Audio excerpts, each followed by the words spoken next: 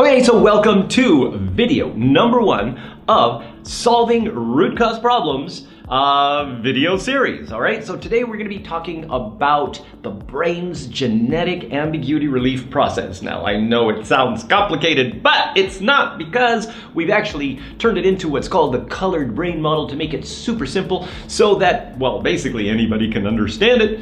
And that means that because anybody can understand it, it means it's practically applicable. See, there's a lot of different stuff and models out there that are super cool, but you kind of need to get a PhD to really understand them and use them.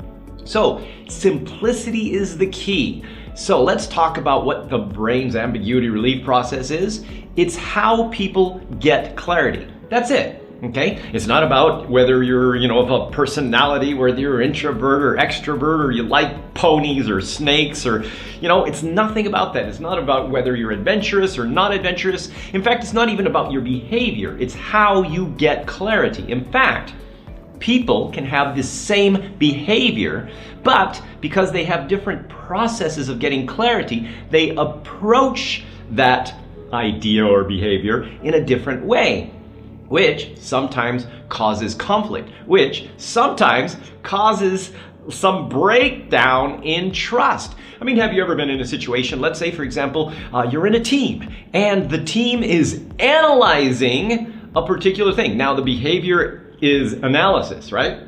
Now, some people are going to go with the analysis in a very different way than other people. So for example, let's say you have somebody that's chaotic processing in the colored brain process, okay? And that basically means that when they analyze things, they're kind of like making movies, and they're kind of seeing how it all fits together in their head, right? And maybe they're kind of doodling some pictures or, kind of some stuff like that, right? Now the other person, let's say maybe they're linear processing, okay, or what we call red brain, and they're going to basically look for structure in order to find out how to basically get clarity.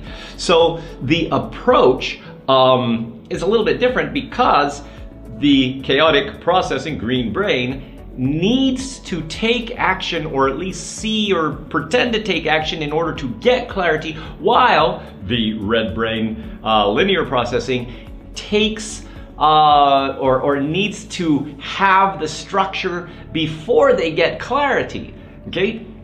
So these are very, very different processes for analysis, and ultimately that could cause some friction. So one of the foundational root causes of why trust breaks down is ultimately because people do not accept that their process, which is always worked for them, which is obvious, which is definitely common sense, okay, isn't other people's common sense. Okay, because see, when somebody looks at something and gets clarity through, let's say, structure or a linear process, well, it's just, they just can't see it any other way. And if you're approaching the same behavior or even different stuff in a different way, it looks alien, and it looks like it's not going to work, and it looks, well, basically in some cases even stupid, okay? And so that comes across in the way that people react to each other.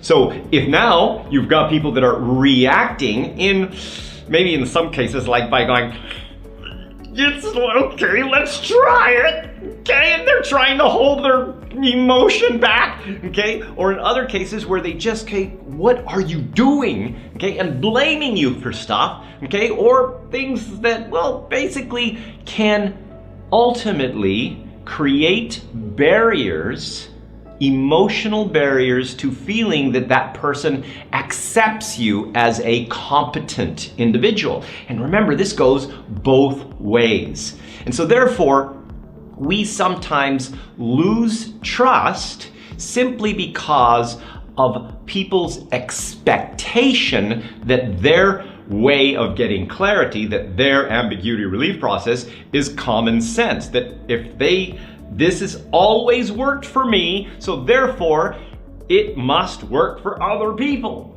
okay?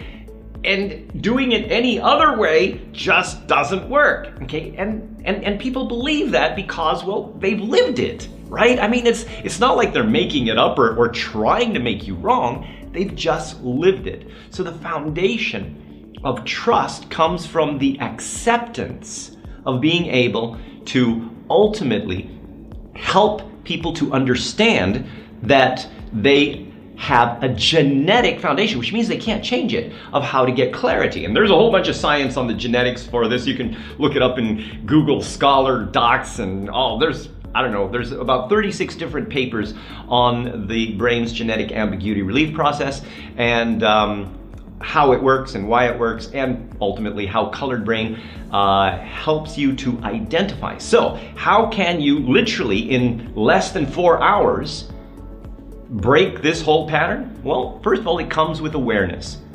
Number one, the first step that you've got to take is go to coloredbrain.com and take the test. And when you take the test, make sure that you also collect all the people in your team and you get a code where you're all sharing the same dashboard. That means that everybody will be able to see each other. That means that they can see who's in what group and also who's in your danger zone, okay? And it kind of makes it fun and gamifies it so that you understand how people are getting clarity. And by understanding that, that gives you a sense of acceptance. Why? Well, because you can't change it. It's genetic, right? It's kind of like when this woman comes up to me and says, Arthur, I've been trying to change my husband for the past 12 years. You mean he's not going to change? It's like, well, not in that way. And it's like, oh, well, I guess I just got to accept it, right? And so what happens is that when we have this sense of awareness, it's like, it's an epiphany of patience and an opportunity to really be more of who you can be, okay? And let me explain why. Because see, once you have this understanding, once you have this awareness, now rather than basically blaming or looking down on or just kind of thinking that, people are incompetent, is now turns into synergy. So, okay, so that person, they see things this way, they process things this way. So what kind of insights can I get from them that would basically augment my ideas, my process?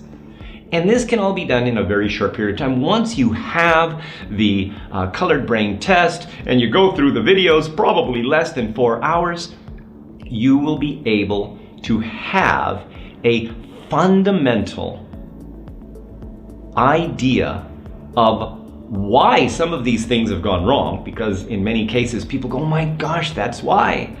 And you'll have a strategy on how to synergize and essentially create more trust and respect within your teams and within the different cross-departmental people that you sometimes have to work with that you just don't understand.